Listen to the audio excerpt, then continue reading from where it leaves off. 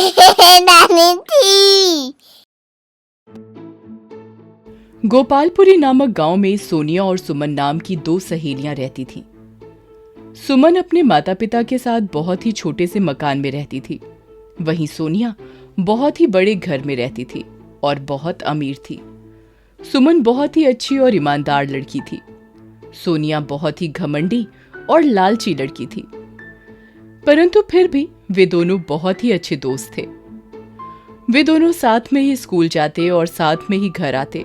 School से आने के बाद दोनों रोज शाम को पार्क घूमने जाते थे। फिर एक दिन सुमन सोनिया से कहती है, तुम्हें पता है, हमारे गांव के बाहर वाले जंगल में कोई गुफा है और मैंने सुना है जो कोई भी उस गुफा में जाता है वो वापस लौटकर नहीं आता। ये सब कहने की बातें हैं, ऐसा कुछ भी नहीं है। चलो हम आज ही उस गुफा के पास घूमने जाते हैं। अच्छा, तुम कहती हो तो चलते हैं। फिर अगले दिन सुबह सुबह सोनिया और सुमन उस गुफा की ओर घूमने चल पड़ते हैं। थोड़ी दूर चलने के बाद उन्हें दो जादुई गुफाएं नजर आती हैं। देखा सोनिया, यहाँ दो गुफा हैं। हमें कौन सी गुफा में जाना चाहिए? अरे मुझे क्या पता। सुमन और सोनिया दोनों ये सोच ही रही थीं कि कौन सी गुफा में जाएं। तभी वहां एक परी प्रकट हुई और कहती है,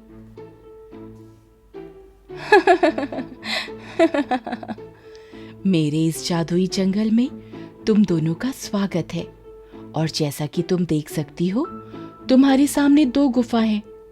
एक गुफा अच्छाई का और दूसरा गुफा बुराई का। अच्छाई की गुफा में जाओगी तो तुम्हें वहां एक वृद्ध महिला मिलेगी जो कई सालों से बीमार पड़ी है। तुम्हें उनकी सेवा करनी होगी। और अगर बुराई की गुफा में जाओगी तो तुम्हें वहां ढेर सारा खजाना मिलेगा। परंतु याद रखना, उस गुफा में एक नागिन रहती है और ये तुम पर निर्भर करता है कि तुम कौन सा मार्ग चुनती हो, अच्छाई का या बुराई का। इतना बोलकर वो परी वहां से गायब हो जाती है। सोनिया, हमें अच्छाई की गुफा में चलना चाहिए। वहां बेचारी बूढ़ी काकी कितने सालों से बीमार पड़ी है। हम उन्हें इस हालत में नहीं छोड़ सकते। हमें जाकर उनकी मदद करनी चाहिए। हाँ, तुम ही जाओ अच्छाई की गुफा में। मैं तो बुराई की गुफा में जाऊंगी। सुना नहीं तुमने वो परी क्या कह रही थी कि बुराई की गुफा में हमें ढेर सारा खजाना मिल सकता है जो हमें माला माल कर सकता है। मेरी बात मानो, तुम भी मेरे साथ बुराई की गुफा में चलो। नहीं सोनिया, मैंने बचपन से ही सीखा है कि हमें हमेशा अच्छाई के रास्ते पर ही चलना चाहिए। पैसों का क्या है, पैसे तो आज हैं और कल नहीं, परंतु हमारी अच्छाई हमेशा हमारे साथ रहती है।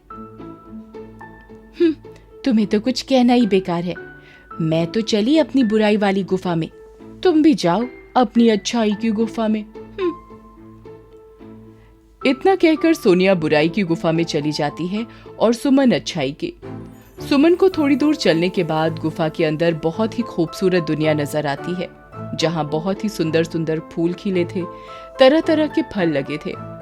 सुमन को बहुत भूख लगी थी तो वो पेड़ से फल तोड़कर खाने लगी। वाह, कितने स्वादिष्ट फल हैं। तभी सुमन को वहां एक कुटिया नजर आती है जिसमें से खांसने की आवाज आती है।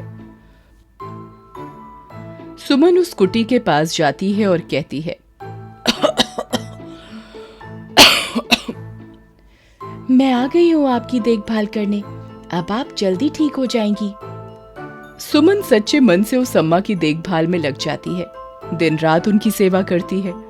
सुमन रोज कुटिया की सफाई करती है, झाड़ू लगाती है, पशु पक्षी को खाना खिलाती है और बहुत ही अच्छे से अम्मा का ख्याल रखती है। वहीं दूसरी तरफ सोनिया के बुराई के गुफा के अंदर जाते ही उसे बहुत ही अजीब और डरावनी दुनिया नजर आती है। उसे बहुत ही डरावनी आवाजें सुनाई देती हैं। सोनिया खजाने के लालच में आगे बढ़ती रहती है। सुबह से शाम हो जाती है। सोनिया को भूख भी बहुत लग रही होती है। उस परी ने कहा था कि यहाँ खजाना है, पर मुझे दूर दूर तक कोई खजाना नजर नहीं आ रहा। और भूख से मेरी जान जा रही है। फिर थोड़ी और आगे चलने पर सोनिया को कुछ चमकती हुई चीज दिखाई देती है। अरे वाह, मिल गया खजाना। मैं जल्दी से उस खजाने के पास जाती हूँ और सारा खजाना ले लेती हूँ, फिर मैं और अमीर बन जाऊंगी। ये सोचकर सोनिया खजाना लेने आगे बढ़ती है। अरे वाह, इतना सारा खजाना। सुमन तो पागल है जो अच्छाई की गुफा में चली गई। अगर वो मेरे साथ बुराई की इस गुफा में आती तो उसे भी इतना सारा खजाना मिलता, पर कोई बात नहीं, अब ये सारा खजाना अकेले मेरा है। ये सोचकर सोनिया जैसे ही खजाने को हाथ लगाती है, वो खजाना गायब हो जाता है। अरे ये क्या? ये खजाना मेरे हाथों में क्यों नहीं आ रहा? इसी प्रकार सोनिया जैसे ही खजाने को लेने के लिए हाथ आगे बढ़ाती, खजाना गायब हो जाता, और अगर हाथ पीछे करती तो खजाना वापस आ जाता। अरे अरे, ये क्या हो रहा है? तभी उसके सामने एक नागिन प्रकट होती है। लालची लड़की, अब तेरा लालच ही तुझे ले डूबेगा। अब तू यहाँ से जिंदा बचकर नहीं जाएगी, और मेरा भोजन बनने के लिए तैयार हो जा। मैं कई सालों से भूखी हूँ और आज जी भर कर तुझे खाऊंगी। नहीं नहीं, मुझे छोड़ दो, मुझे जाने दो, मुझे कोई खजाना नहीं चाहिए। कृपया मुझे छोड़ दो। परंतु नागिन सोनिया को वहीं डस लेती है और सोनिया चूहे में बदल जाती है। जो भी बुराई की गुफा में आएगा उसका यही हाल होगा। दूसरी तरफ सुमन सच्चे दिल से उस अम्मा की देखभाल में लगी हुई थी। अम्मा, ये काढ़ा पी लो, इससे आप बहुत जल्दी ठीक हो जाएंगी। बेटी, तुम बहुत ही अच्छी और नेक लड़की हो। इतना बोलकर वो बूढ़ी अम्मा एक परी में बदल जाती है। सुमन, मैं तुम्हारी परीक्षा ले रही थी और तुम उस परीक्षा में खरी उतरी हो। मैं तुम्हारी श्रद्धा भाव से बहुत प्रसन्न हुई और इसीलिए मैं तुम्हें कुछ देना चाहती हूँ।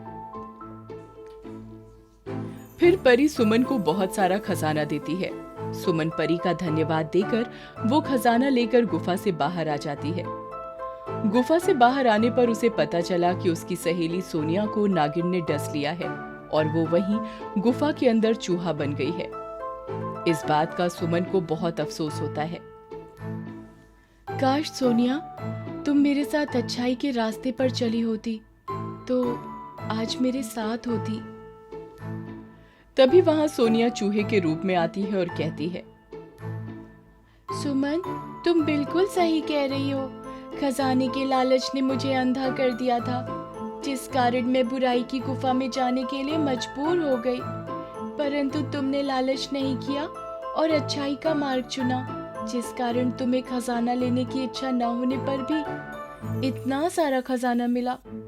काश मैं भी तुम्हारे साथ अच्छाई की गुफा में गई होती, पर अफसोस मेरा लालच ही मुझे ले डूबा।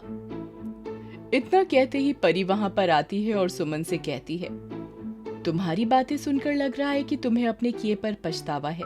और ऐसा कहते ही परी सोनिया को वापस इंसान में बदल देती है। दोनों सहेलियां परी का धन्यवाद करती हैं और वादा करती हैं कि ये शिक्षा हम आगे भी सभी दोस्तों को देंगे। दोस्तों, सच्चाई और ईमानदारी में वाकई बहुत ताकत होती है। तो कैसी लगी आपको मेरी ये कहानी? मुझे कमेंट करके जरूर बताएं। और यदि कहानी अच्छी लगी हो तो अपने दोस्तों के साथ भी शेयर करें। और हाँ, अगर आपने अब तक मेरे चैनल को सब्सक्राइब नहीं किया है तो जरूर सब्सक्राइब कर दें।